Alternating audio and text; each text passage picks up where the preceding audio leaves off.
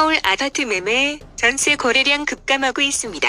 금매, 급전세도 안 팔리고 있는데 대출 규제, 금리 인상, 종부세, 대선 등 변수에 관망 심리 확산되고 있습니다. 주택시장의 대출 규제와 기준 금리 인상, 종합부동산세 부과, 내년 대통령 선거 등 쿼드러플 4중 변수로 사실상 올스톱된 분위기입니다. 정부의 강력한 돈줄 옥죄기가 시작된 가운데 이달 22일 종합부동산세 과세, 25일 한국은행의 기준금리 인상, 내년 3월 대선이라는 변수를 앞두고 매매는 물론 전세시장까지 관망세가 짙어지고 있습니다.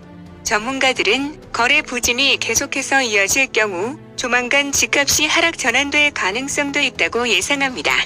전세대출 장벽에 월세 난민 급증하고 있는데 서울 임대차 시장에서 반전세와 월세 거래가 점점 늘어나고 있다. 급등한 전세값을 감당하지 못한 세입자들이 반전세나 월세로 옮겨가기 시작하면서입니다. 전문가들은 주택시장의 변수가 많지만 일단 거래 부진이 지금처럼 지속될 경우 다음 달 이후 본격적으로 집값이 하락 전환될 가능성이 있다고 보고 있습니다. 전세 절벽 넘어 빙하기로 접어들었는데 거래지수가 금융위기 이후 최저를 기록하고 있습니다.